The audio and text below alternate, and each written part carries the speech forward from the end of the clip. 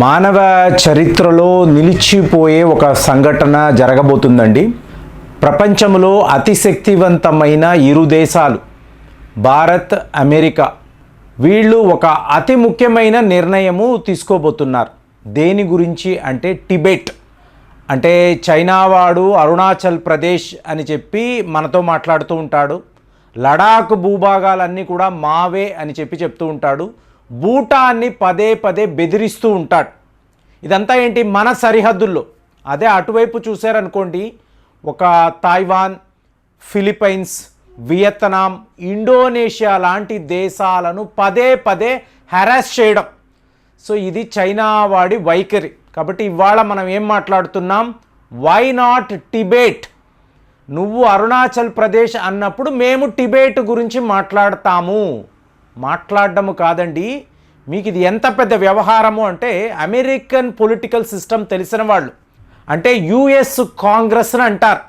అంటే presidential office తర్వాత అతి శక్తివంతమైన ఒక ఆఫీస్ అంటే అది యుఎస్ కాంగ్రెస్. ఇక్కడ మీకు పరిస్థితులు చాలా విచిత్రంగా కనిపిస్తాయి.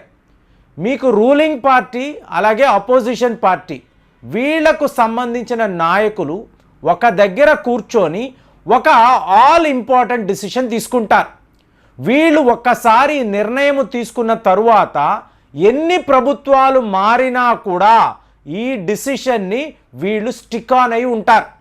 అంటే రేపు డొనాల్డ్ ట్రంప్ గారు రావచ్చు, వచ్చినా కూడా టిబెట్ పాలసీ చూసారా, టిబెట్ ఫారిన్ పాలసీ, మొన్నటికి మొన్న టిబెట్ పాలసీ బిల్ అని కూడా తీసుకొచ్చారు, అప్రూవల్ చేశారు.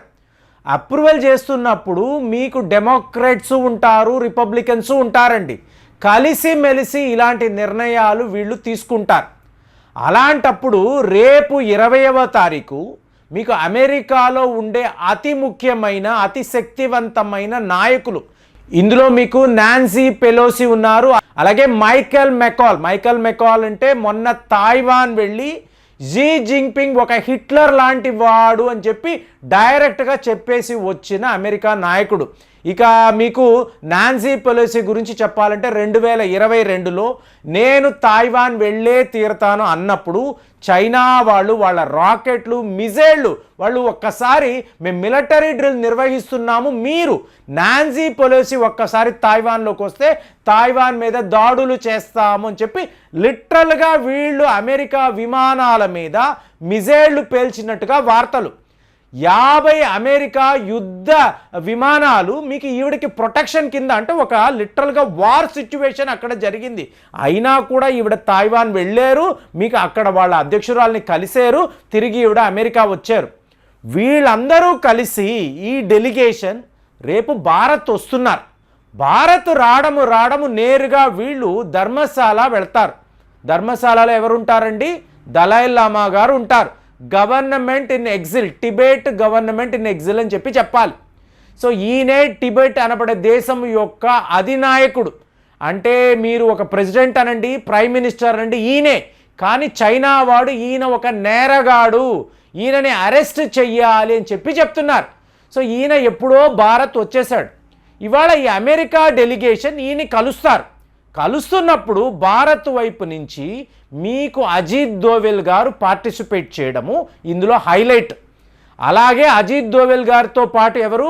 ఇండియన్ ఆర్మీకి సంబంధించిన అతి శక్తివంతమైన కమాండర్స్ ఈయనతో పాటు ఉంటారు.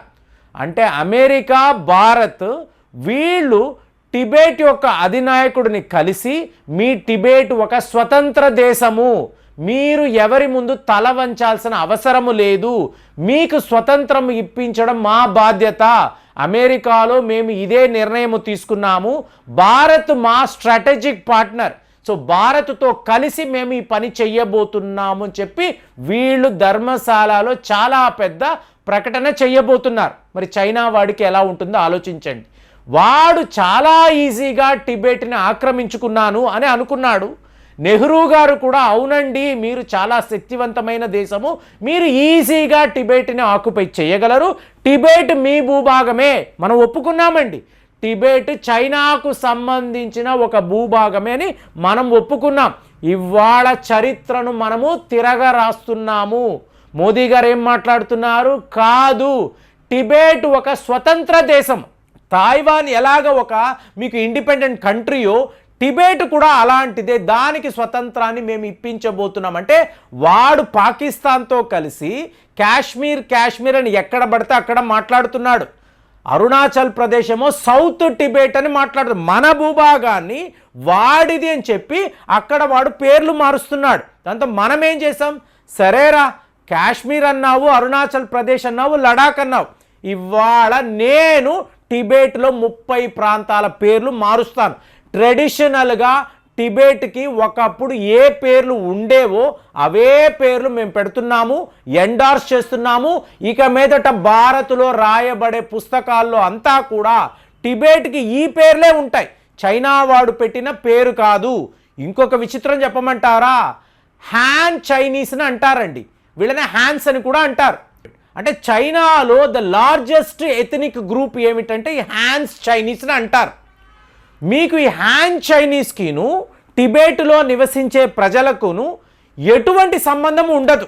DNA టెస్ట్ కూడా చేశారు అమెరికా వాళ్ళు, ఎక్కడ ఎటువంటి పోలిక లేనే లేదు. అంటే చైనా ప్రజలు వేరు, టిబెట్లో నివసించే వీళ్ళు వేరు.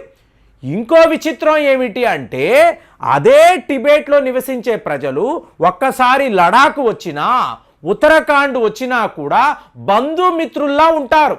DNA టెస్ట్ చేశారు, 95% మ్యాచ్ అవుతుందండి. అంటే దీన్ని బట్టి ఏమర్థమైంది మీకు, టిబెట్లో నివసించే ప్రజలు భారతీయులే, అందుకే మన DNAతో ఇది మ్యాచ్ అవుతుంది. అంటే టిబెట్ మన భూభాగమే. ఎలాగైతే కాశ్మీర్ మాదిని మాట్లాడుతున్నాడో ఇక మీదట మీరు వినబోయే ఈ స్టేట్మెంట్ మోదీ గారు స్వయంగా చెప్తాడు, టిబెట్ అనబడే దేశము మనది, కాబట్టి ఆ దేశానికి స్వతంత్రం ఇప్పించే బాధ్యత మనది అని చెప్పి ఈయన చెప్తారు. సపోర్ట్ ఎక్కడి నుంచి వస్తుంది, డైరెక్ట్గా అమెరికా నుంచి మనకి సపోర్ట్ వస్తుంది. సో ఇందులో భారత్కి ఏంటి బెనిఫిట్ అంటే మనము ఒక చెక్ పాయింట్ పెడతామండి. చైనా వాడు డిఫెన్స్లో పడిపోతాడు, తాయివాన్ టిబెట్ గురించి మాట్లాడాలి అంటే మీకు భారత్ వైపు నుంచి ఒక అపోజిషన్ ఉంటుంది.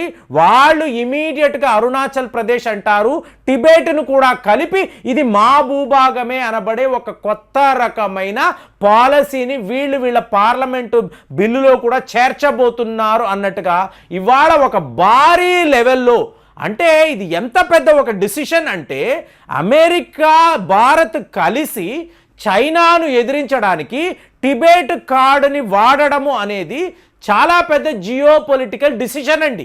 ఇదే మామూలు విషయం కాదు. కాబట్టి చైనా వాడు ఇవాళ ఎన్నో రకాలుగా మన మీద ఒత్తిడి తీసుకురావాలనుకుంటాడు, అమెరికాను ఎదిరించాలనుకుంటాడు, టిబెట్ గురించి మాట్లాడితే మేము యుద్ధము చేస్తామని కూడా అంటాడు.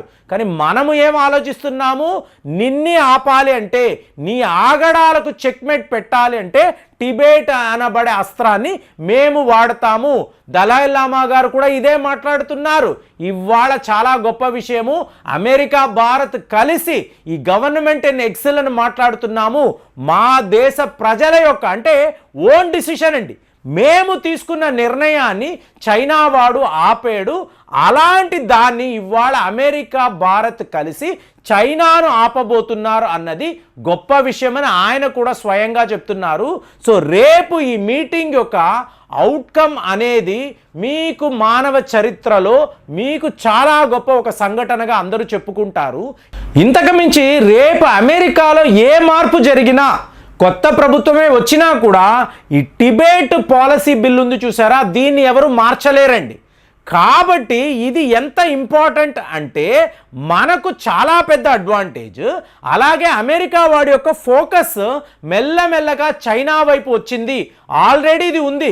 కానీ ఇవాళ నలువైపులా చైనాను అష్ట దిగ్బంధములోకి తేడానికి అమెరికా భారత్ వేస్తున్న ఒక భారీ ప్రణాళికగా, ఒక మాస్టర్ ప్లాన్గా ఇది మీకు జియోపాలిటిక్స్లో మీకు అలాగే యుద్ధ నిపుణులు చూస్తున్నారు. మరి మీరు చెప్పండి, కరెక్ట్గా చైనా వాడిని ఎక్కడ కొడితే వాడికి గట్టిగా దెబ్బ తగులుతుంది, వాడు కుయ్యో ముర్రో అంటాడో అక్కడ మనము అమెరికాతో కలిసి ఇలాంటి ఒక నిర్ణయం తీసుకున్నాము. టిబెట్ ఒక స్వతంత్ర దేశం అని చెప్పి మనం ప్రకటిస్తున్నాము అంటే ఇది ఎంత పెద్ద ఒక జియోపొలిటికల్ డిసిషన్, ఎలాంటి ఒక మాస్టర్ స్ట్రాటజీ ఆలోచించి కామెంట్స్లో రాయండి. మళ్ళీ వచ్చే వీడియోలో కలుద్దాం. జై హింద్.